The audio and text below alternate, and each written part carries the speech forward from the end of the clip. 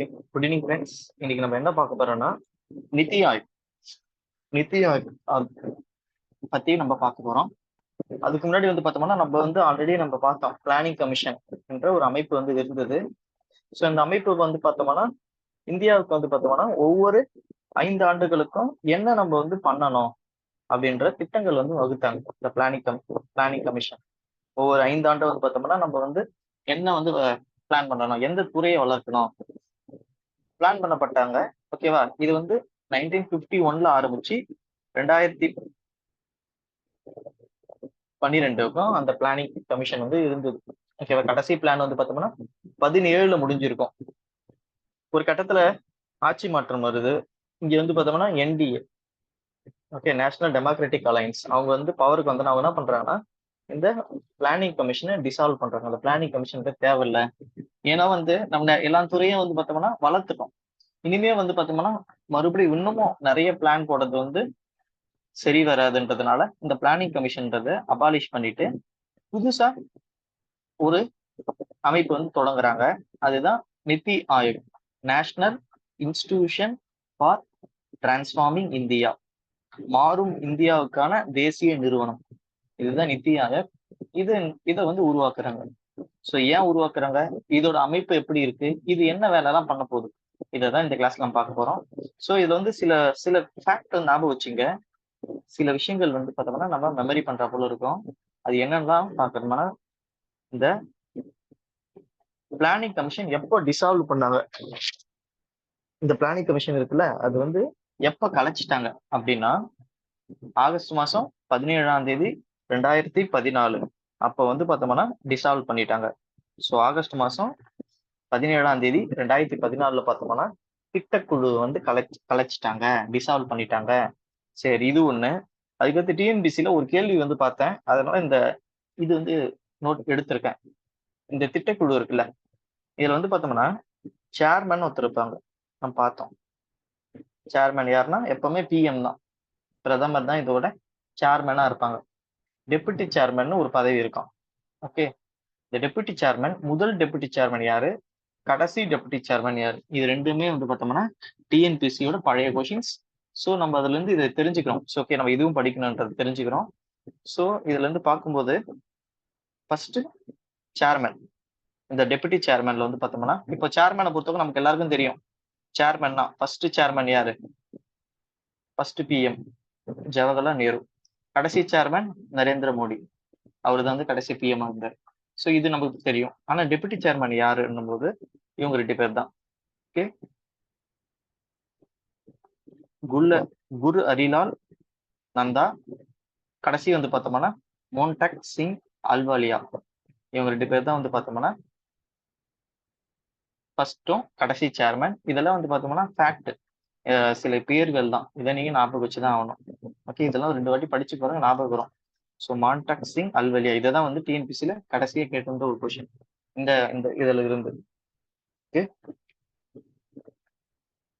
சரி பார்ப்போம். அடுத்து நம்ம பார்க்க போகுது நித்தி ஆயோக். நித்தி ஆயோக்னா என்ன? ஸோ இந்த நித்தி ஆயோக்கு ஃபுல் ஃபார்ம் அடிக்கடி கேட்பாங்க டிஎன்பிசில. என்னன்னா இந்த நித்தி இருக்குல்ல, இதுக்கு ஃபுல் ஃபார்ம் இருக்கும். என்னன்னா என்ன, ஐனா என்ன, டீனா என்ன, ஐனா என்ன. இந்த நித்திக்கு ஃபுல் ஃபார்ம் அடிக்கடி டிஎன்பிசி நிறைய கேட்டிருக்காங்க, ஞாபகம் வச்சுங்க. National institution. ஓகே, இது தேசிய அளவிலான ஒரு நிறுவனம். எதுக்குன்னா டிரான்ஸ்ஃபார்மிங் இந்தியா, இந்தியாவோட மாற்றத்துக்கான தேசிய அளவான ஒரு நிறுவனம்.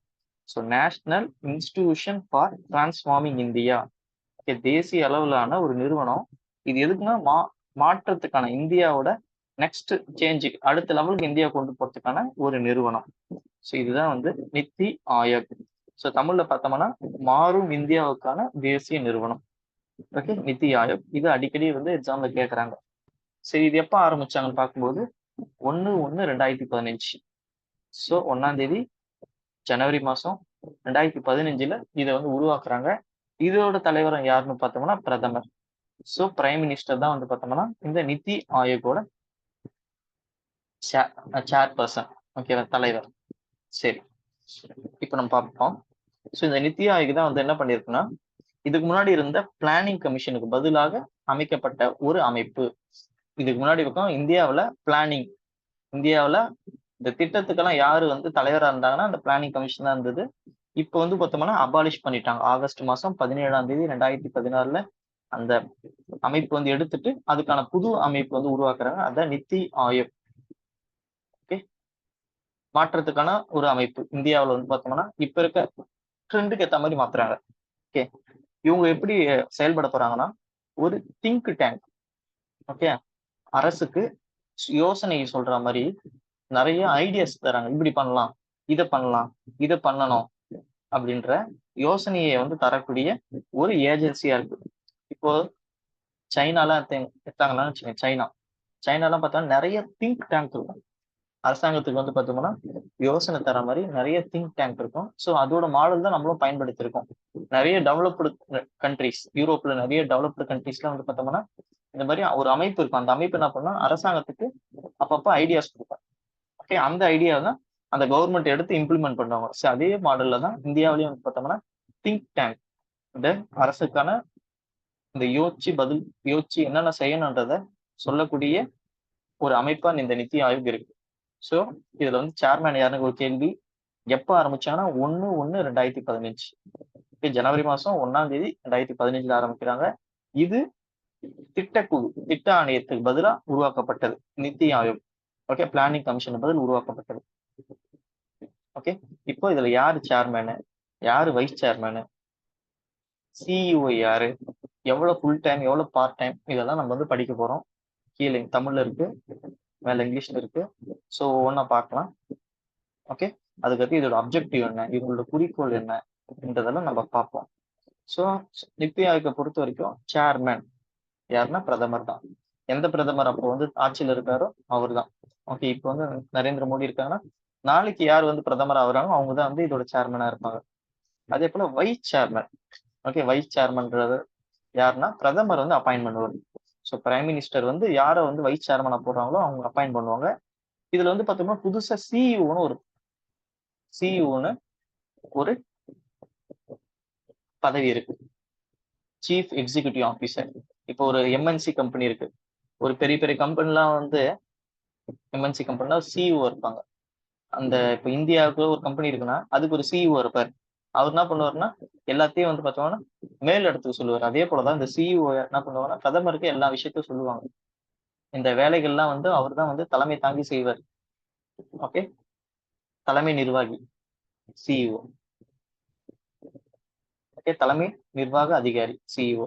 அதே போல துணைத் தலைவர், தலைவர். ஸோ நித்தி ஆயோகை பொறுத்த வரைக்கும் ஒரு தலைவர் இருக்காரு, ஒரு துணைத் தலைவர் இருக்காங்க, ஒரு சிஇஓ, சீஃப் எக்ஸிகியூட்டிவ் ஆஃபீஸர், தலைமை நிர்வாக அதிகாரி அவர் இருக்கிறாங்க. சரி, இப்போ நமக்கு எல்லாருக்கும் தெரியும். இப்போ ஃபேக்சுவலா சில விஷயத்த பார்த்துடலாம். ஃபேக்சுவலா சில பெயர்கள், தலைவர் யாருன்னு தெரியும். நித்தி ஆயோகோட முதல் தலைவர் யாரு பார்த்தோம்னா பிஎம். பிஎம் யாருன்னா நரேந்திர மோடி. அவர் தான் வந்து பார்த்தோம்னா அந்த டைம்ல நித்தி ஆயோக் ஆரம்பிக்கும் போது 2015 அவங்க ஆட்சி தான் இருந்தது. ஓகே, இப்பவும் பார்த்தோம்னா அவர் தான் வந்து சேர்பர்சன். ஓகே, அடுத்து இப்போ வைஸ் சேர்மன் யாரு, அதுக்கடுத்து சீஃப் எக்ஸிகியூட்டிவ் ஆஃபீஸர் யாருன்றதை பார்த்துடலாம். இப்ப இருக்கவங்க யாரு, முதல்ல இருந்தவங்க யார், இது ரெண்டுத்தையும் பார்த்துலாம். ரெண்டும் முக்கியம். ஓகே, பார்ப்போம். ஃபர்ஸ்ட் நாம் பார்க்க போறது வைஸ் சேர்மன். ஓகே, வைஸ் சேர்மனை பொறுத்த வரைக்கும் இந்த நித்தி ஆயோக் அமைக்கும் போது யார் வந்து வைஸ் சேர்மனா இருந்தாங்கன்னா அரவிந்த் ஓகே பனாகிரியா. இவர் தான் வந்து பார்த்தோம்னா இந்த அரவிந்த் பனாகிரியா இருக்காருல்ல, இவர் தான் வந்து பார்த்தோம்னா நித்தி ஆயோக் ஆரம்பிக்கும் போது வைஸ் சேர்மனா இருந்தார். இப்ப யாரு இருக்காங்கன்னா சுமன் பெரி. இப்ப வந்து யாரு இருக்காங்கன்னா சுமன் பெரி. இது ரெண்டு ஞாபகம் வச்சுங்க, ரொம்ப ரொம்ப முக்கியம். ஓகேவா? அதே போல சிஇஓவா யார் இருந்தது, நம்ம ரெண்டு பதவி பார்த்தோம். பிரதமர் ஒருத்தர், அவர் சேர்மனா இருப்பாரு. அவருக்கு கீழே வந்து பார்த்தோம்னா வைஸ் சேர்மனா இருந்தது நித்தி ஆயோக். அது கீழே ஒரு சிஇஓ இருக்கார், நிர்வாக அதிகாரி, தலைமை நிர்வாக அதிகாரி. ஸோ இந்தியாவோட முதல் தலைமை நித்தி ஆயோகோட முதல் தலைமை நிர்வாக அதிகாரி இருந்தது யாருன்னா சிந்து ஸ்ரீ குல்லர். ஓகே, சிந்து ஸ்ரீ குல்லர். இவங்க தான் வந்து பார்த்தோம்னா ஃபர்ஸ்ட் சிஇஓ வந்திருக்காங்க. இப்ப யார் இருக்காங்கன்னா சுப்பிரமணியம். ஓகே, BVR சுப்பிரமணியம் இப்போ வந்து சிஇஓ இருக்காங்க. இந்த 3 பேர், இந்த 4 பேர் ஞாபகம் வச்சுங்க. டிஎன்பிசி அடிக்கடி இந்த பெயர்கள் வச்சு கேட்கறாங்க. எப்பவுமே வந்து பார்த்தோம்னா இந்த நித்தி ஆயோகால ஒரு கொஸ்டின் நீங்க எதிர்பார்க்கலாம். ஒவ்வொரு வாட்டியும் வந்து பார்த்தோம்னா டேட் கேட்கறாங்க, எந்த அமைப்பு வந்து இது வந்து மாத்திச்சு, அது ஒரு கேள்வி கேட்கறாங்க. இதோட தலைவர் பேர் யாரு கேட்கறாங்க, சிஇஓ பேர் யாரு கேட்கறாங்க. இப்படிதான் கேள்வி வந்து நிறைய வாட்டி இருக்கு. அதுக்கடுத்து வந்து பார்த்தோம்னா நித்தி ஆயோகா வெளியிடுற இண்டெக்ஸ், என்னென்ன இண்டெக்ஸ் எல்லாம் அது வெளியிடுறாங்கன்றதை ஒரு கேள்வியா கேட்கறாங்க. ஸோ இந்த 3 விதமான கேள்விகள்னா அதிகமா அதுல வந்து கேட்கறது. அதனாலதான் நம்ம டைம் ஸ்பெண்ட் பண்ணி படிக்கிறோம். ஸோ ஒரு வாட்டி பார்த்துக்கலாம். சேர்மேனை பொறுத்த வரைக்கும் பிரதமர் தான், அது நரேந்திர மோடி தான். ஆரம்பிச்சதும் சரி, இப்பவும் சரி. ஸோ பிரச்சனை இல்லை. வைஸ் சேர்மேனை பொறுத்த வரைக்கும் ஆரம்பிக்கும் போது அரவிந்த் பனகிரியா அவர் தான் இருந்தாரு. அதுக்கடுத்து இப்போ வந்து பார்த்தோம்னா சுமன் பெரி இருக்காரு. அதே போல சிஇஓ பொறுத்த வரைக்கும் சீஃப் எக்ஸிகியூட்டிவ் ஆஃபீஸர், தலைமை நிர்வாக அதிகாரியை பொறுத்த வரைக்கும் சிந்து ஸ்ரீ குல்லர் ஆரம்பிக்கும் போது இருந்தாங்க. இப்போ சுப்பிரமணியன் அவர் வந்து இருக்காங்க. ஏதாச்சும் டவுட் இருந்தா கேளுங்க. சோ நம்ம வந்து பார்த்தாச்சு, தலைவர் பார்த்தாச்சு, சேர்மன் பார்த்தாச்சு, வைஸ் சேர்மன் பார்த்தாச்சு, சீஃப் எக்ஸிகியூட்டிவ் மெம்பர் பார்த்தாச்சு. அடுத்து வேற யாரெல்லாம் இருக்காங்கன்னா இதுல வந்து முழு நேர மெம்பராகவும் பகுதி நேர மெம்பராகவும் எக்ஸ் அபிஷியல் மெம்பர், ஓகே, 3 விதமான மெம்பர்ஸ் இருக்காங்க. ஓகே, அலுவல் சார உறுப்பினர். ஸோ சில பேர் வந்து பார்த்தா அலுவல் இந்த சார உறுப்பினர் எக்ஸ் அபிஷியல் சேர்மன் வந்து 3 வகையான மெம்பர்ஸ் வந்து இருக்காங்க. ஸோ யாரெல்லாம் யாரா இருக்காங்க பார்ப்போம். ஃபுல் டைம் மெம்பர், ஓகேவா. ஃபுல் டைம் மெம்பரை பொறுத்த வரைக்கும் யார் இருக்காங்கன்னா கவர்னிங் கவுன்சில். இதுல வந்து பார்த்தோம்னா கவர்னிங் கவுன்சில்னு ஒண்ணு இருக்கு, ஓகேவா. ஆளுநர் குழு அப்படின்னா இதுல என்ன பண்றாங்கன்னா இந்த இங்க இருக்கக்கூடிய ஒவ்வொரு மாநிலத்தோட CM, governor, okay, lieutenant governor, யூடியை பொறுத்த வரைக்கும் யூனியன் பிரதேசத்தை பொறுத்த வரைக்கும் கவர்னர், ஒரு பக்கம் மாநிலங்களை பொறுத்த வரைக்கும் சிஎம், இவங்க எல்லாம் வந்து பார்த்தோம்னா மெம்பரா இருக்காங்க. ஓகே, அது மட்டும் இல்லாம ரீஜனல் கவுன்சில் தனியா அதுல இருக்கு. ஓகே, ஒன்று வந்து பார்த்தோம்னா இந்தியா முழுக்க சில டைம்ல குறிப்பிட்ட ரீஜன்ல மட்டும் நடக்கும். ஃபார் எக்ஸாம்பிள் வந்து சவுத் ரீஜன், ஈஸ்ட் ரீஜன் அப்படி கூட நடக்கும். ஸோ அப்பவும் பார்த்தோம்னா அந்த சிஎம் இவங்களாம் வந்து மெம்பரா இருக்காங்க. ஸ்பெஷல் இன்விட்டேஷன் இப்போ அந்த மீட்டிங்கை பொறுத்து வந்து அழைப்பாங்க. ஓகே, அந்த மீட்டிங்கோ அதை பொறுத்து சில சயின்டிஸ்ட் இல்ல இன்ஜினியர்ஸ் அந்த மாதிரி அழைப்பாங்க. இவங்க எல்லாமே வந்து பார்த்தா ஃபுல் டைம் மெம்பரா இருக்கலாம். ஒரு 6 மாசம் வந்து அவர் வந்து ஃபுல் டைம் மெம்பரா இருப்பார், ஓகேவா. ஒரு குறிப்பிட்ட ஒர்க் வந்து பண்ணிட்டு போயிடுவார். ஸோ அதுக்கடுத்து வந்து பார்த்தோம்னா பார்ட் டைம் மெம்பர், 2 பேரும் பார்ட் டைம் மெம்பர். இது மட்டும் அமைச்சுங்க 2 பேரு, மேக்சிமம் 2 பேரு. ஏதாச்சும் ஒரு நிறுவனத்தை, ஒரு பெரிய ஒரு நிறுவனத்துல ஒரு சிஇஓ மாதிரி இருந்தவங்க, அந்த மாதிரி இருக்கவங்கலாம் வந்து பார்த்தோம்னா இங்க கவர்மெண்ட் வந்து ஒர்க் பண்ணுவாங்க. இப்போ வந்து இன்ஃபோசிஸ்ல ஒர்க் பண்றவங்க சிஇஓ இருந்தவர் பார்த்தோம்னா இப்போ செக்ரட்டரியா ஒர்க் பண்றாரு. ஓகே, அங்க இருக்கக்கூடிய அனுபவத்தை இங்க வந்து அங்க வந்து செலுத்துறாங்க. ஸோ அதே போலதான் பார்ட் டைமா வந்து பார்த்தோம்னா ஏதாச்சும் பிரைவேட்டா ஒர்க் பண்றவங்க வந்து இது பண்ணுவாங்க. ஓகே, மோஸ்ட்லி பார்த்தா பிரைவேட் ஆர்கனைசேஷன். அதுக்கடுத்து எக்ஸ் அபிஷியல் சேர்மன், இது வந்து பார்த்தோம்னா மினிஸ்டர்ஸ், இங்க இருக்கக்கூடிய சென்ட்ரல் கவர்மெண்ட் மினிஸ்டர்ஸ். ஜஸ்ட் இது மட்டும் தெரிஞ்சுக்க ரொம்ப டீப்பா போக தேவையில்ல. 3 வகையா இருக்கு, full time, part time, X official. Full டைமை பொறுத்த வரைக்கும் சிஎம், கவர்னர்ஸ், யூடியில் இருக்கிறவங்க அவங்க எல்லாமே. பார்ட் டைமை பொறுத்த வரைக்கும் ஏதாச்சும் பிரைவேட் ஆர்கனைசேஷன், தனியார் அமைப்பில் இருக்கக்கூடிய பெரிய அதிகாரிகள், ஓகே, நல்ல எக்ஸ்பீரியன்ஸ் இருக்கக்கூடியவங்க. எக்ஸ் அபிஷியல்ஸ் பொறுத்த வரைக்கும் மத்திய அமைச்சர், இவங்க தான் மெம்பர்ஸ். அதிகபட்சம் இங்க 4 பேர், இங்க 2 பேர், இங்க அப்படிலாம் கொடுக்கல, ஓகேவா. ஸோ 4, 2 இது மட்டும் நான் போச்சுங்க. ஸோ இங்கே போலாமா. ஸோ அலுவல் சாரா உறுப்பினர்கள் அதிகபட்சம் 4 பேர், மோஸ்ட்லி மத்திய அமைச்சரவையிலிருந்து தேர்ந்தெடுப்பார் பிரதமர். ஓகே, உரிய நிறுவனங்களில் தான் இனி எந்த ஆர்கனைசேஷனா இருக்கட்டும், யாரோ ஒருத்தர் சிறப்பா செயல்படுறாங்க, அவங்க வந்து நம்ம நாட்டுக்கு தேவை ஆனா அவங்களை வந்து நம்ம அழைச்சு அந்த வேலை வந்து கொடுப்போம் பார்ட் டைமா, அதிகபட்சம் 2 பேர். மற்றபடி முழு நேர உறுப்பினர்ல பார்த்தோம்னா முதலமைச்சரும், ஒரு பக்கம் வந்து பார்த்தோம்னா துணைநிலை ஆளுநர், அவங்க எல்லாம் இருப்பாங்க. ஓகே, இதுதான் வந்து இதோட ஸ்ட்ரக்சர். மோஸ்ட்லி இந்த 3 பேர் தெரிஞ்சுக்கிட்டா போதும். நீங்க சேர்மேனு, வைஸ் சேர்மேனு, தலைமை நிர்வாக அதிகாரி, சிஇஓ, அது யாருன்னு தெரிஞ்சுக்கினா போதும். பிளஸ் இந்த உறுப்பினர். ஓகே, இந்த சென்ட்ரல் கவர்மெண்ட் மினிஸ்டரை பொறுத்த வரைக்கும் மேக்சிமம் 4 பேர், யூனியன் மினிஸ்டரை பொறுத்த வரைக்கும் 4 பேர் இருக்கணும். இந்த வெளியே இருந்து பிரைவேட்ல இருக்கவங்க 2 பேர், ஓகேவா. சரி, இவங்களோட அப்ஜெக்டிவ் என்ன. ஸோ இதுவும் வந்து தமிழ், இதெல்லாம் வந்து பார்த்தோம்னா உங்களோட ஸ்கூல் புக்லயே இருக்கு எல்லாமே. ஓகே, நீங்க +2 புக் வந்து ரெஃபர் பண்ணா போதும். ஸோ இது உங்களோட அப்ஜெக்டிவ் என்னன்னு பார்க்கும்போது கோஆபரேட்டிவ் ஃபெடரலிசத்தை உருவாக்குது. இப்போ எப்படின்னா சிம்பிளா சொல்லணும்னு வச்சுங்க, இவங்க வந்து பார்த்தோம்னா ஐடியாஸ் எல்லாம் கொடுப்பாங்க, என்ன பண்ணலாம் ஐடியாஸ் கொடுப்பாங்க. ஒரு குறிப்பிட்ட ஏரியாவுக்கு ஒரு குறிப்பிட்ட மாடல்ஸ். இப்ப வந்து பார்த்தோம்னா இப்ப அக்ரிகல்ச்சர் தான் முக்கியத்துவம்னு பிளானிங் கமிஷன் நினைக்குது. ஆனா சில ஊர்ல அக்ரிகல்ச்சரே வராது. சில ஊர்ல இண்டஸ்ட்ரி தான் நல்லா இருக்கும். அப்போ அந்த மாதிரி ஊர்ல வந்து பார்த்தோம்னா அந்த வருஷத்தோட பிளான் வந்து இம்ப்ளிமெண்ட் பண்ண முடியாது, செயல்படுத்த முடியாது. ஆனா நித்தி ஆயோகா அப்படி பண்ணல. நித்தி ஆயோகா கொடுக்கக்கூடிய ஐடியாஸ் எல்லாம் எப்படி இருக்குன்னா, அந்தந்த ஏரியாவுக்கு என்ன வேணுமோ அதை நீங்க பண்ணிக்கலாம். ஓகே, அதுக்கான நிதி வந்து இவங்க தரமாட்டாங்க. பட் இவங்க வந்து சஜஷன் பண்ணுவாங்க.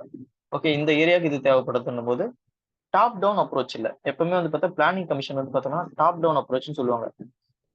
மேல இருந்து கீழே போறது. நித்தி ஆயோகை பொறுத்தவரைக்கும் பாட்டம்ல இருந்து அப்ரோச். ஒவ்வொரு ஏரியாவுக்கும் போய் ஓகேவா, அந்த ஏரியாவுக்கு என்ன தேவை, யாரு ரொம்ப கம்மியா இருக்காங்க. இப்ப வந்து பார்த்தோம்னா இங்க இருக்கக்கூடிய மாநிலங்களை வந்து பட்டியலிடும். ஓகேவா, இந்த மாநிலம் வந்து பார்த்தோம்னா தண்ணி பிரச்சனை இருக்கு, இந்த மாநிலம் தண்ணி பிரச்சனை இல்லை, அந்த மாதிரி வந்து பட்டியலிடும் போது தண்ணி எங்க பிரச்சனையா இருக்கோ அந்த இடத்துல வந்து பார்த்தோம்னா போதுமான அணைகள்லாம் கட்டலாம். ஏன் அங்க தண்ணி பிரச்சனை கம்மியா அதிகமா இருக்கு, அதை எப்படி சரி பண்ணலாம்னு யோசிக்கலாம். ஓகேவா, இதுதான் நித்தி ஆயோக் பந்து. இதே பிளானிங் கமிஷன் எப்படி பண்ணுச்சுன்னா, இப்போ வந்து டேம்ஸ் எல்லாம் கட்டணும்னு நினைக்கும் போது சில ஊர்ல தண்ணி பிரச்சனை இருக்காது. ஆனா அங்கேயும் டேம் எல்லாம் கட்டுறது. ஓகேவா, சில ஊர்ல வந்து பார்த்தோம்னா தண்ணி பிரச்சனை இருக்கும். அங்க அங்க அங்க பெரும்பான்மையான செலவு வந்து பண்ணாது. எப்படின்னா இந்தியா முழுக்க அந்த பிளான் அப்படியே இம்ப்ளிமெண்ட் பண்ணுவாங்க. அங்க இருக்கு இல்ல அதெல்லாம் பார்க்க மாட்டாங்க. இங்க தேவையில்லாம் யோசிக்க மாட்டாங்க. ஓகேவா, அப்படிதான் பண்ணாங்க. நிறைய ரிசோர்ஸ் வந்து வேஸ்ட் பண்ணிருக்காங்க.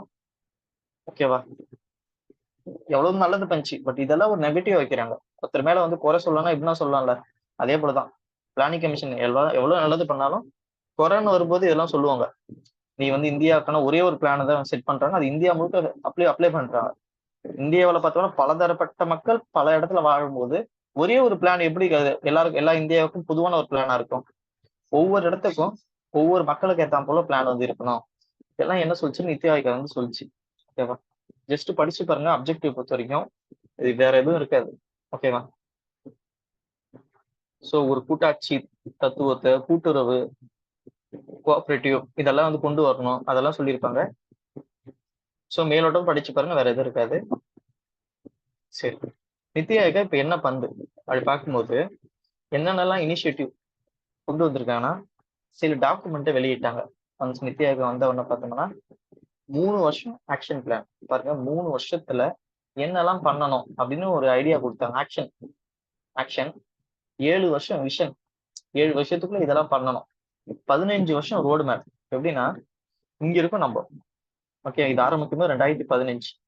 அப்படின்னா சொல்றேன்னா அடுத்த 15 வருஷத்துக்கு ரோடு மேப். இதுதான் ரோடு மேப். ஞாபகம் வச்சுங்க, ஒரு ரோடு. ஓகேவா, ஒரு ரோடு மேப் 15 வருஷம் வந்து பார்த்தோம்னா ஒரு ரோட் மேப் கொடுத்தாங்க.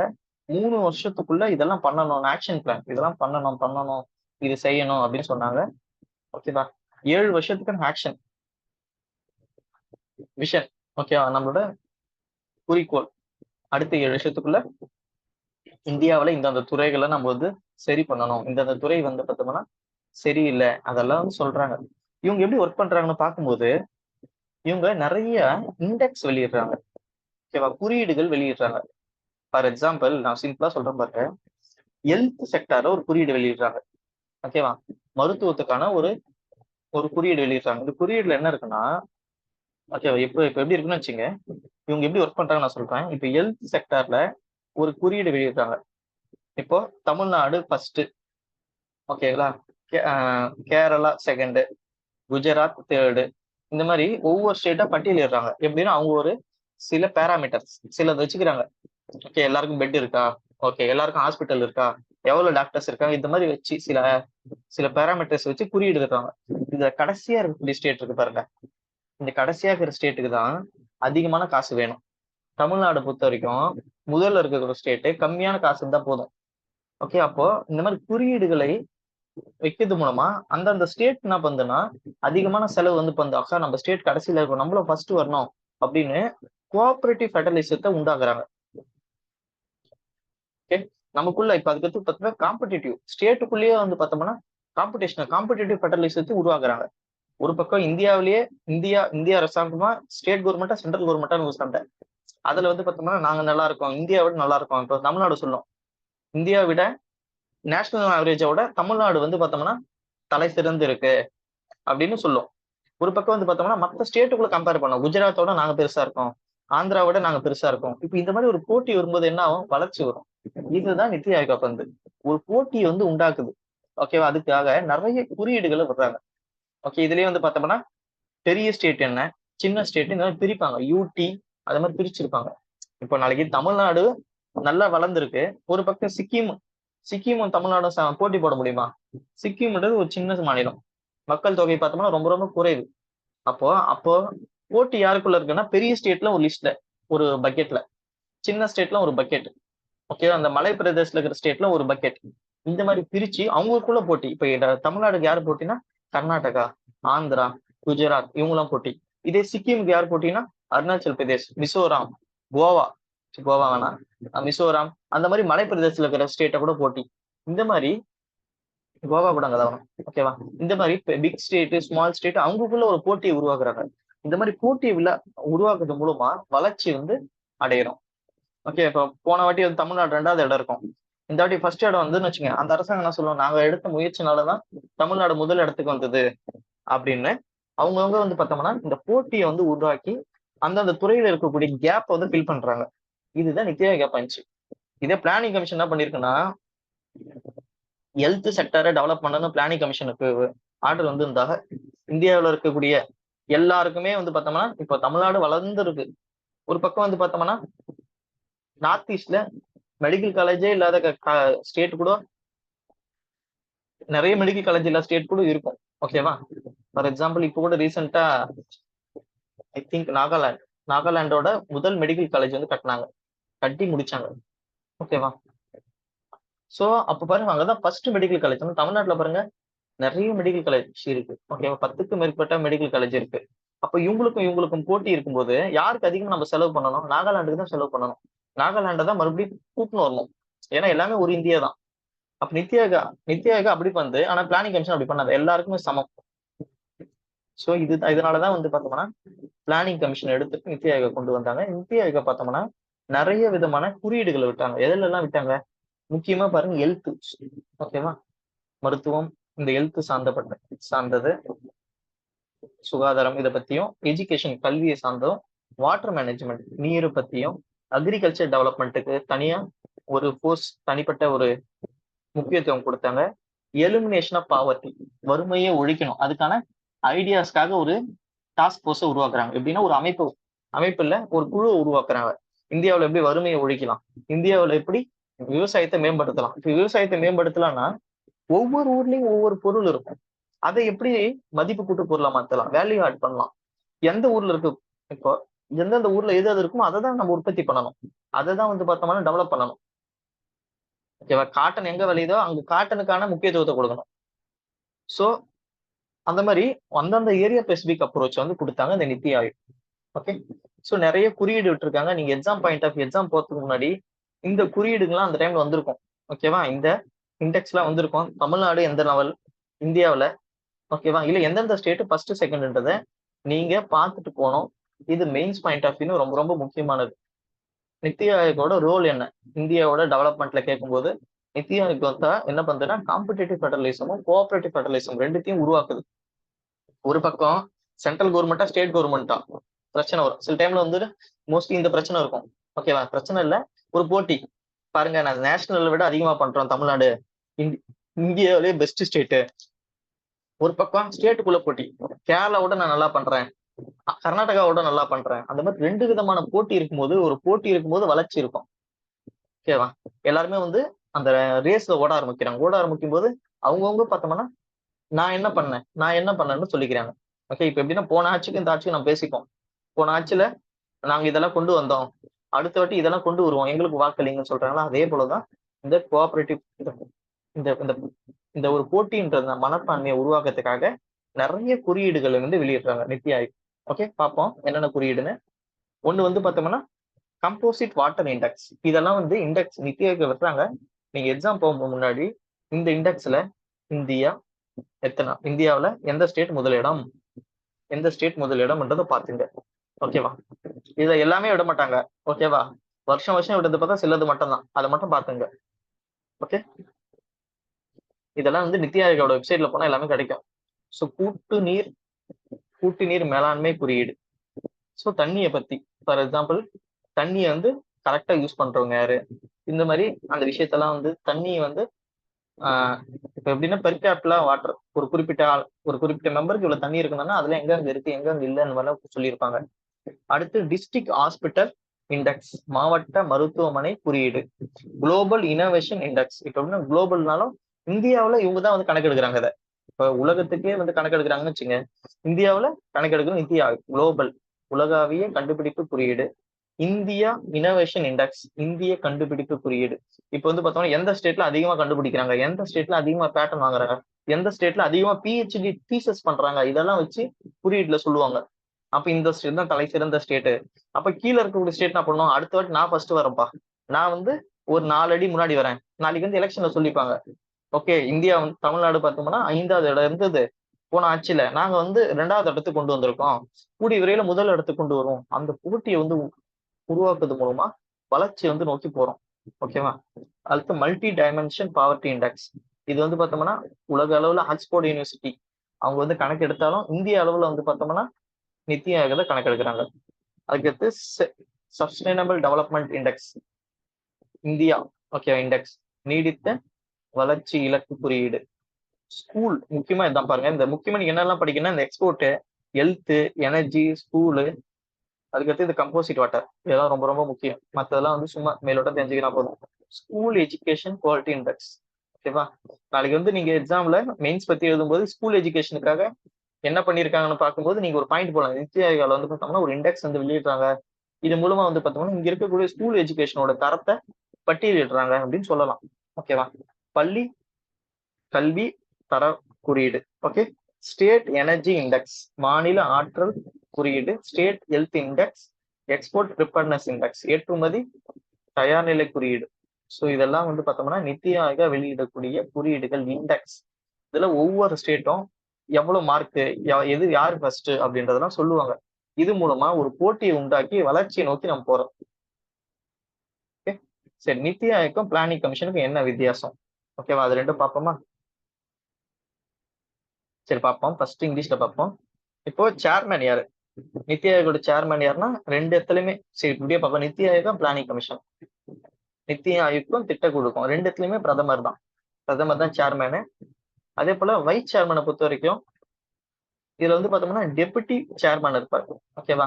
மோஸ்ட்லி வந்து பார்த்தோம்னா நம்ம படிச்சல அந்த பிளானிங், மினிஸ்ட்ரி ஆஃப் பிளானிங்னு இருக்கும், அதோட தலைவர் தான் வந்து மோஸ்ட்லி இருப்பாரு. அதோட அமைச்சர் தான் வந்து பார்த்தோம்னா டெபுட்டி சேர்மனா இருப்பாருன்றத பார்த்தோம். ஸோ முதல்ல இருந்தது யாருன்னா, ஸோ அதுவும் நம்ம பார்த்தோம். ஓகே. கடைசியா இருந்தது மோன்டக் அல்வரியா. ஸோ ஃபர்ஸ்ட் இந்த வந்து பார்த்தோம்னா பேரோட அவர் தான். Okay, super. அதுக்கடுத்து இது அப்பாயிண்டட் பை, இங்கேயும் வந்து பார்த்தோம்னா ஆளுங்க வந்து அப்பாயிண்ட் பண்றாங்க வைஸ் சேர்மன். ஸோ அப்படி பார்க்கும்போது நீங்களும் யோசிங்க, இப்போ வைஸ் சேர்மன் யாருன்னு அரவிந்த் பனாகரே அவர் தான் இருந்தாரு. இப்போ சுமன் பெரி. ஓகே, வைஸ் சேர்மன் சுமன் பெரி. இப்போ ஞாபகம் வச்சுக்கோங்க சுமன் பெரி. அதே போல நீங்க எக்ஸாம் இப்போ எழுதுறீங்களோ இல்ல இந்த வருஷம் எண்ட்ல எழுதும்போது அப்பவும் யார் இருக்கிறாங்க நீங்க செக் பண்ணிக்கணும். ஓகேவா? அப்போ சுப்பிரமணியம் தான் இருக்காரா, சுமன் பெரி தான் இருக்காங்களா, இல்ல வேற யாராச்சும் மாத்திட்டாங்களா, அதை செக் பண்ணீங்க. அதே போல வந்து பார்த்தோம்னா இங்க கவர்னிங் கவுன்சில் இருந்தது. ஓகேவா? இதுல வந்து பார்த்தோம்னா சிஎம், லெப்டினன்ட் கவர்னர்லாம் இருக்காரு. ஆனா அதுல வந்து பார்த்தோம்னா நேஷனல் டெவலப்மெண்ட் கவுன்சில் நம்ம படிச்சோம், என்டிசி, அவங்க தான் வந்து பார்த்தோம்னா சிஎம்லாம் இருப்பாங்க. அதுவும் அதே தான். ஓகே. இதுல வந்து சிஇஓ இருக்காரு, இங்க அப்படி இல்லை. ஸோ இதுல பார்ட் டைம் ஃபுல் டைம் அவ்வளவுதான். இதெல்லாம் ஜஸ்ட் மேலோட்டமா படிச்சு பாருங்க, வேற எதுவும் இல்லை. ஸோ இப்ப தமிழ்ல கட்டு பாருங்க. ஸோ பிரதமரால் நியமிக்கப்படுவார். இங்க வந்து பார்த்தோம்னா ஆல்ரெடி வந்து பார்த்தோம்னா துணைத் தலைவர் இருந்தாரு. மோஸ்ட்லி வந்து கேபினெட்ல இருக்கிற ஒரு மினிஸ்டர் இருப்பாரு. முதலமைச்சர், துணைநிலை ஆளுநர். இங்க வந்து தேசிய வளர்ச்சி குழு இருந்தது. இதுல உறுப்பினர்கள் பகுதி நேரம் ஃபுல் டைம் அதெல்லாம் யாரு, இங்க யாருன்றத டெஃபினேஷன் பிட்வீன் படிங்க. மோஸ்ட்லி இதுல ஸ்கூல் புக் இருக்கும். ஓகே, ஸ்கூல் புக்ல இருந்து பாத்துங்க. இதுதான் நித்தி ஆயோக பத்தி நீங்க தெரிஞ்சுக்க வேண்டியது இருக்கும் முக்கியமா. ஓகேவா? இது வரைக்கும் கேட்ட கொஸ்டின் எல்லாமே இதுதான். இதுல ஏதாச்சும் டவுட் இருக்கா? நித்தி ஆயோகம் அவ்வளவுதான். இப்போ வந்து பார்த்தோம்னா நம்ம எவ்வளவு கம்ப்ளீட் பண்ணிருக்கோம்னு பார்த்தோம்னா, அதே போல இன்னைக்கு நைட்டு குரூப் 1 நோட்டிபிகேஷன் வருமா? ஓகேவா? இன்னைக்கு நைட்டு குரூப் 1 நோட்டிபிகேஷன் வருது. ஜூலை மாசம் டேட்டும் சொல்றேன் எப்போ எக்ஸாம்னு. ஒரு நிமிஷம். நீங்க நைட்டு 12 மணிக்கு வருதான் குரூப் 1 நோட்டிபிகேஷன் அப்படின்னு சொல்லியிருக்காங்க. பார்ப்போம். ஓகே, பாருங்க. இதுல வந்து பார்த்தோம்னா நேச்சர் ஆஃப் இந்தியன் எக்கனாமி முடிச்சிட்டோம், 5 இயர் மாடல் முடிச்சிட்டோம், பிளானிங் கமிஷன் முடிச்சிட்டோம், நித்தி ஆயோகா முடிச்சிட்டோம். ஸோ அதனால வந்து பார்த்தோம்னா இந்த சிலபஸ்ல ஏன்ற பாயிண்ட் முடிச்சிட்டோம். ஓகேவா? அடுத்து வந்து நம்ம வந்து பி ஆரம்பிப்போம். அதுக்கு முன்னாடி ஜிடிபினா என்ன, என்டிபினா என்ன, இந்த இதுவெல்லாம் இருக்குல்ல, ஜிடிபி, என்டிபி, ஜிஎன்பி, இந்த மாதிரி நிறைய பேர் சொல்லுவாங்கல்ல, அதெல்லாம் என்னென்னதெல்லாம் வந்து அடுத்த கிளாஸ்ல பார்ப்போம். அதை பார்த்துட்டு மறுபடியும் நம்ம வந்து ரிசர்வ் பேங்கை பத்தி கிளாஸஸ் ஆரம்பிப்போம். ஸோ இப்போதைக்கு ஏன்ற பாயிண்ட் நம்ம முடிச்சிட்டோம் இன்னையோட. ஓகே, இதுல ஏதாச்சும் டவுட் இருந்தா கேளுங்க. இன்னைக்கு ஒரு ஷார்ட்டான கிளாஸ் தான்.